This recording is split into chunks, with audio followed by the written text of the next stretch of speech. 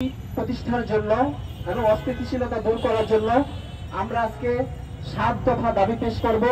7 দফা দাবি পেশ করার আগে আমি ছোট্ট একটা ভূমিকা দিব 1-2 মিনিটের মধ্যে। আজকে যে পার্বত্য চট্টগ্রামে যে সমস্যাটা হচ্ছে, এর মূল সমস্যা হচ্ছে একটা মাত্র শব্দ প্রতিষ্ঠা তারা করতে চায় এবং একটা মাত্র শব্দের স্বীকৃতি চায়। সেটা কি? সেটা হচ্ছে আদিবাসী শব্দ।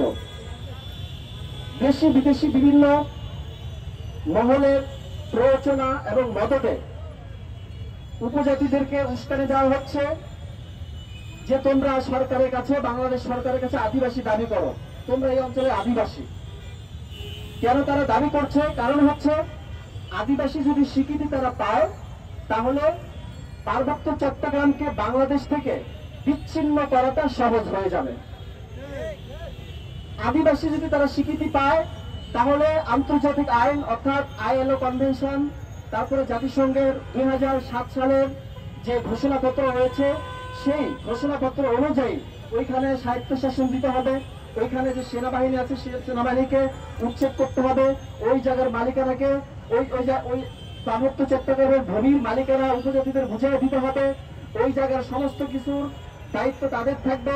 ওইখানে বাংলাদেশ সরকারের কোনো নিয়ন্ত্রণ, কোনো ক্ষমতা থাকবে না। এই যে জাতিসংঘের যে 2007 সালের ঘোষণাপত্র, এটা কিন্তু শুধু আমরা এর সমালোচনা করেছি তা না, এটা বিশ্বব্যাপী। কানাডায় বলেন, আমেরিকায় বলেন, নিউজিল্যান্ডে বলেন, অস্ট্রেলিয়ায় বলেন, সারা বিশ্বব্যাপী জাতিসংঘের 2007 সালের ইন্ডিজিনাস পিপলদের উপর যে ঘোষণাপত্র, এটা সমালোচনা তারা করে থাকে। কারণ যেই সব দেশে আদিবাসী রয়েছে, সেই সব দেশে যদি এই ঘোষণাপত্র জারি করতে চায়, তাহলে ওই দেশের আদিবাসী অঞ্চলের উপর এবং আদিবাসীদের উপর রাষ্ট্রের কোনো নিয়ন্ত্রণ, কোনো আইন, কোনো ক্ষমতা থাকবে না। এখন কথা হলো, এই যে জাতিসংঘের আদিবাসী বিষয়ক যে চার্টারটা আছে, এটা আদিবাসীর জন্য প্রযোজ্য।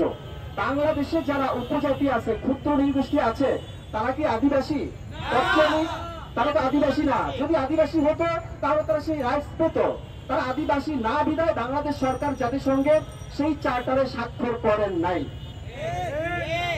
তাহলে উপজাতিরা আদিবাসী দাবি করার পিছনে কারণটা কি? তারা কোথেকে আসলো? ইতিহাস এবং নৃতত্ত্ব বলে আদিবাসীদের মধ্যে দুইটা অংশ রয়েছে। একটা অংশ হচ্ছে দস্যু, ডাকাত টাইপের। তারা আশপাশের ভারত, মিয়ানমার, কম্বোডিয়া, তিব্বত বিভিন্ন অঞ্চল থেকে ডাকাতি করতে করতে, দস্যু বৃত্তি করতে করতে পার্বত্য চট্টগ্রামে ঢুকে পড়ে এবং ওখানকার বাঙালিদের উপর নিপীড়ন করে বাঙালিদের ভূমিচ্যুত করেছে।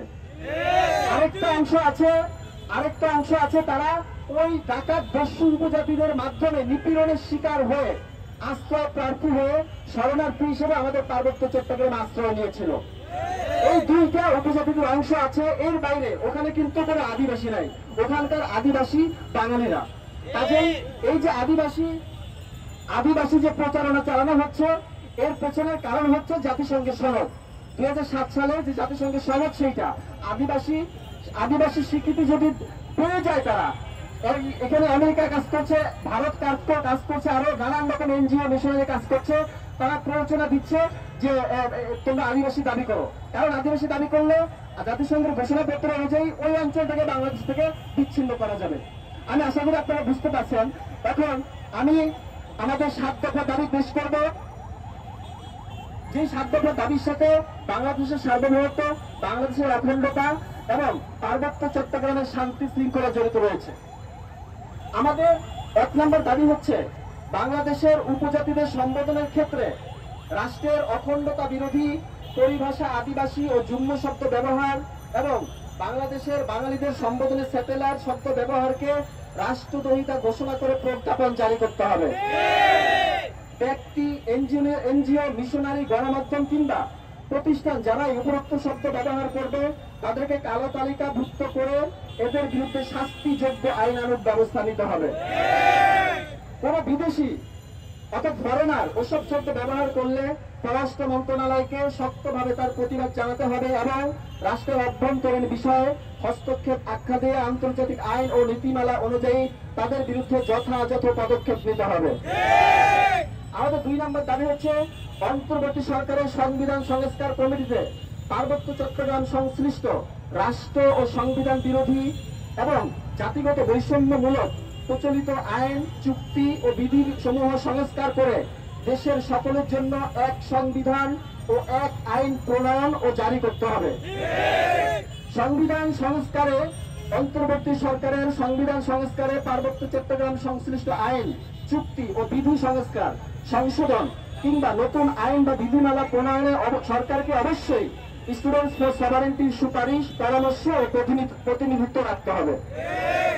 আমাদের 3 নম্বর দাবি হচ্ছে উপজাতি সন্ত্রাসী কর্তৃক পাহাড় ও বাঙালি মুসলমান নিধনের জাতিগত ধারাবাহিক কিলিং মিশনের শিকার পাহাড়ের স্কুল শিক্ষক সোহেল রানা হত্যার সাথে জড়িত ও পৃষ্ঠপোষকদের চিহ্নিত করে বিচার করতে হবে।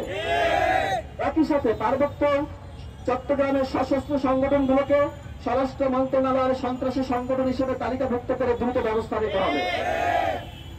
পাশাপাশি পাহাড়ের এসব সশস্ত্র সন্ত্রাসী সংগঠনগুলোকে অর্থায়ন, সন্ত্রাসবাদে সহায়তা, প্রশিক্ষণ ও এদের মদতদাতা রাষ্ট্রীয় ও অরাষ্ট্রীয় সংস্থা, কিছু কথিত বামপন্থী রাজনৈতিক দল, কথিত শিক্ষক, এনজিও, মিশনারি ও গণমাধ্যম সহ সংশ্লিষ্ট অন্যান্য প্রতিষ্ঠানগুলোকে খুঁজে বের করতে ও কার্যকর ব্যবস্থা গ্রহণ করতে রাষ্ট্রকে আলাদা কমিটি গঠন করতে হবে।